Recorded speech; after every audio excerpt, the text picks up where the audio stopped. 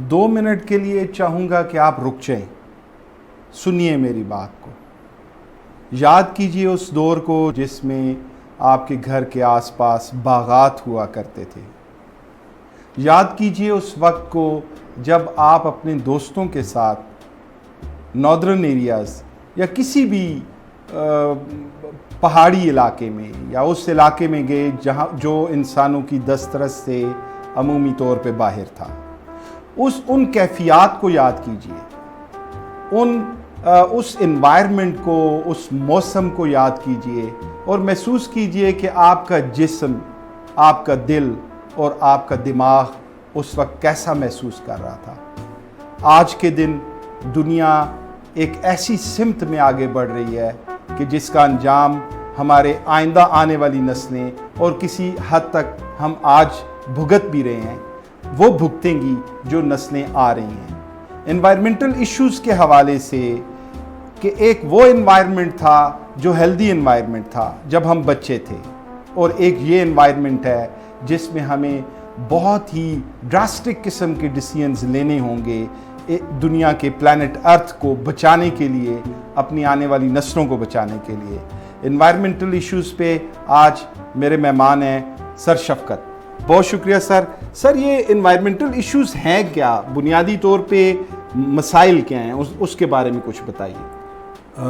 देखिए, वैसे तो ये बड़ा कॉमन सब्जेक्ट है एनवायरनमेंट, माहौल।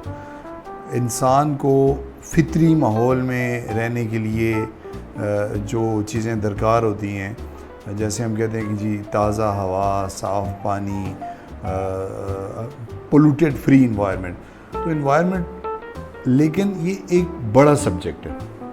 आज हम जो बात करने जा रहे हैं, क्योंकि हमारे बहुत सारे लोगों को नहीं पता कि दुनिया जो है वो 5 जून को वर्ल्ड एनवायरनमेंट डे भी मनाती है, तो एक तो हम उस हवाले से भी आज बात करेंगे और आज हम ख़ुसूसन बात करेंगे, ये बड़ा सब्जेक्ट है, लेकिन हम ह्यूमन इश्यूज़ के हवाले से सर कुछ थोड़ा सा बताइए।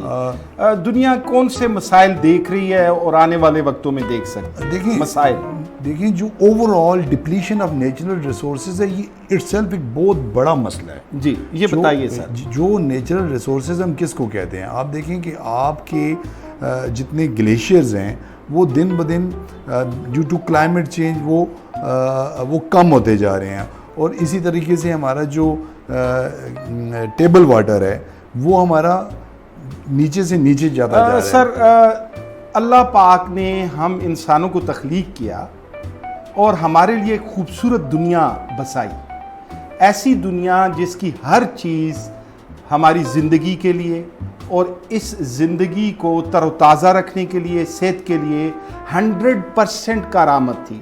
ये जो ग्लेशियर्स हैं या जो पानी का नीचे जाना है, ये वो तमाम मसाइल हैं जिनका इजहार सर कर रहे हैं। तो जो दुनिया हमें अल्लाह ने दी थी उसके हवाले से आप बता रहे हैं कि उसका हाल ख़राब कर रहे हैं। डेफिनेटली जी, जैसे जैसे आपके नेचुरल रिसोर्सेज जो हैं, एक तो डिप्लीट हो रहे हैं, दूसरा कंटेमिनेटेड हो रहे हैं, यानी कि गंदे हो रहे हैं और ख़त्म हो रहे हैं। गंदे, जैसे हम डिप्लीट की बात करते हैं तो उसमें आप देखें कि आपकी ग्रीन एनवायरनमेंट ख़त्म हो रही है।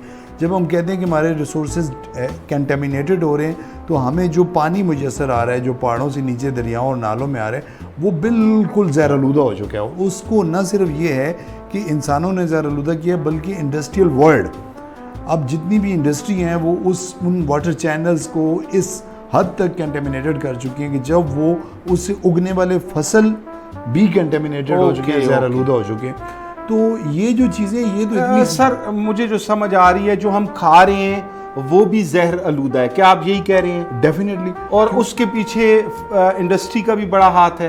इंडस्ट्री का नो डाउट। सर, ये जो हालात बुरे हो रहे हैं,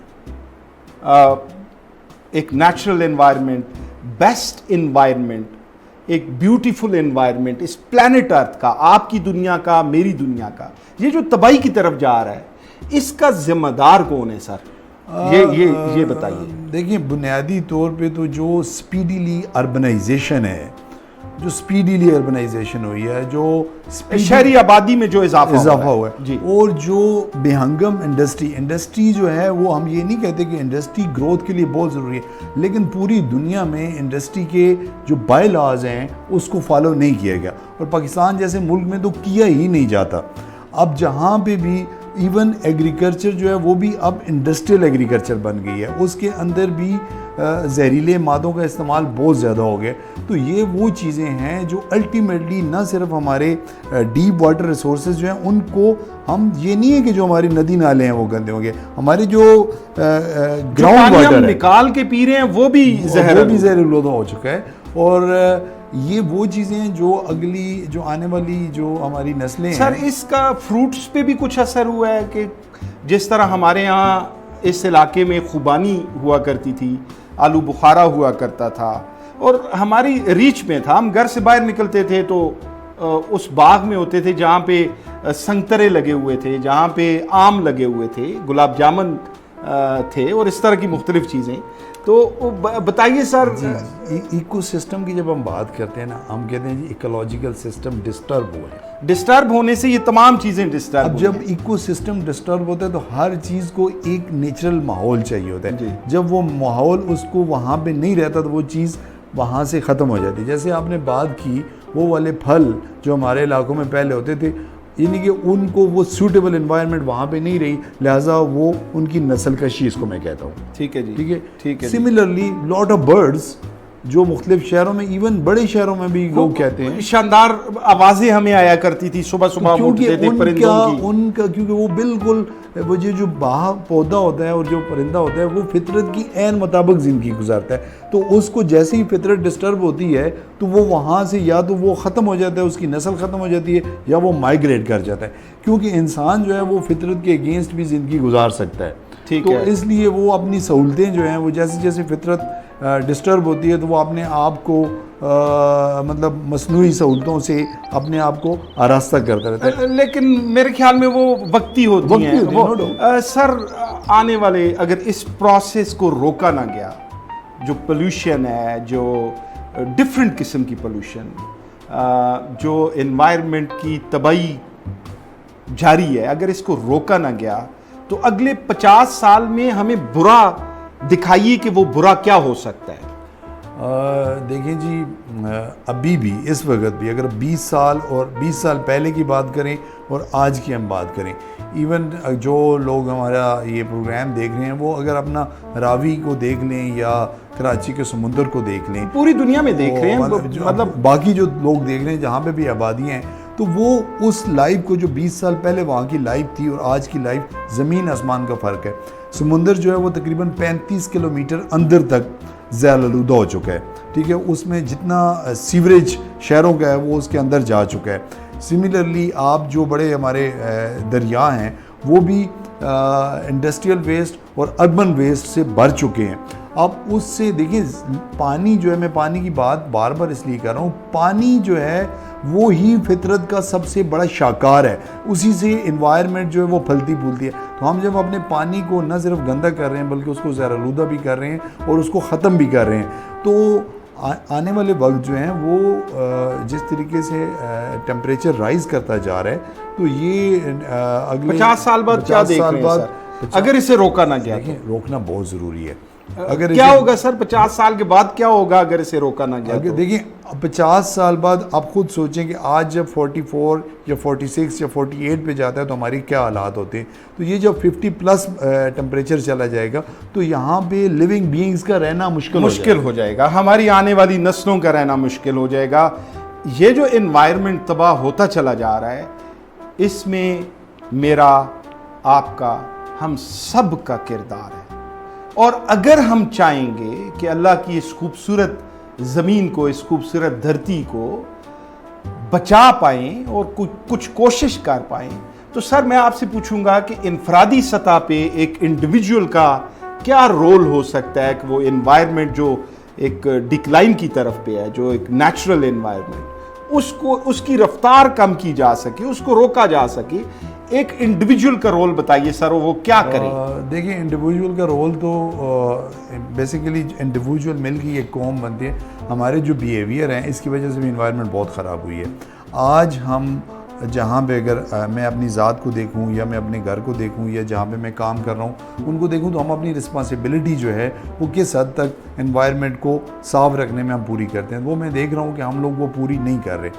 आज हमारे जो ईटिंग हैबिट्स हैं उसको आप गौर करें तो आज हमारे पास मतलब पॉलीथीन सर, बैग इंडिविजुअल को क्या करना चाहिए, एक फर्द, उस पे हम आएंगे, लेकिन अभी आप एक बताइए मुझे क्या करना चाहिए, मेरी ज़ात के हवाले से बात करें। देखिए ना, आप अपनी ईटिंग हैबिट्स को चेंज करें। ओके आप अपने रहन सहन को चेंज करें, आप अपने माहौल में वो बताइए सर, कैसे, क्या चेंज, क्या लेके आए? उसमें सबसे बड़ी बात जो है वो हमारी जो ईटिंग हैबिट्स हैं और बाइंग हैबिट्स हैं, ये हमारी बड़ी खतरनाक हैं। हम लोग जब तक पैक्ड और टिन और बॉटल और शॉपर इसका इस्तेमाल कम नहीं करेंगे तो उस वक्त तक हम अपने माहौल को ठीक नहीं कर सकते। फिर इसके बाद जो देखें, जो वेस्ट मैनेजमेंट है, जहाँ पे मैं रहता हूँ, जो भी वेस्ट मैं जनरेट कर रहा हूँ, डेफिनेटली मुझे देखना चाहिए कि वेस्ट से मुराद वो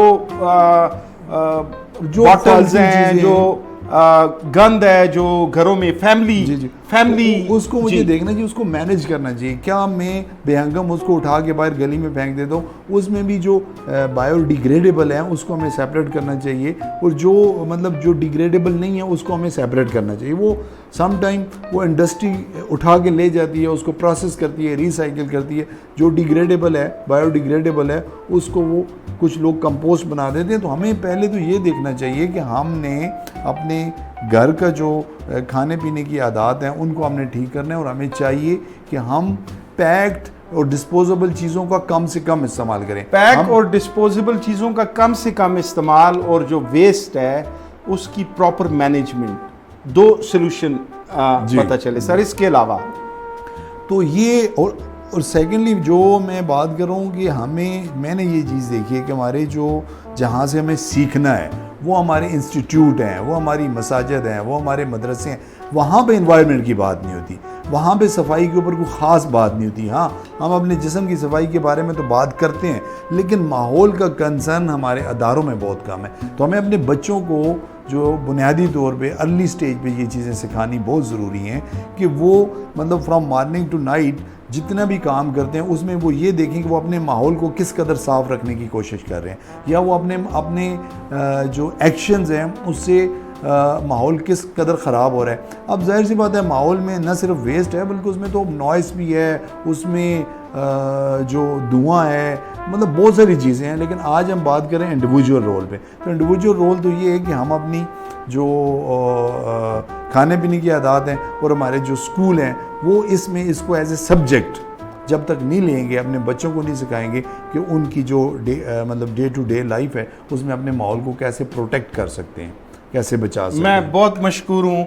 बच्चों को सीखना होगा, बड़ों ने सिखाना होगा। चंद गुजारिशात कि सबसे पहले तो पेरेंट्स ये देखें कि हम किस सिमत में जा रहे हैं, उसका फौरी तौर पे हल करें, अपने बच्चों को की तरबियत करें। सफाई के हवाले से, सफाई निस्फ़ ईमान है। अपने बच्चों को अर्ली मॉर्निंग उठाएं, उनको नमाज के लिए कहें, उनको दांत साफ़ करने के लिए कहें, उनको बावुज़ू रहने की आदत डालें। अगर उनकी फितरत में सफाई दाखिल हो गई तो वो अपने एनवायरनमेंट को भी साफ़ रखेंगे।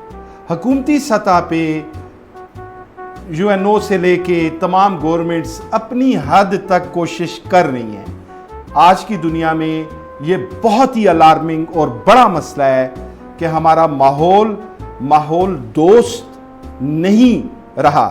हमने पूरी पॉपुलेशन, जितनी भी दुनिया के अफराद हैं, उन्होंने माहौल दोस्त आदात को अपनाना होगा। मैं बहुत मशकूर हूँ, बहुत शुक्रिया। अल्लाह हाफ़िज़।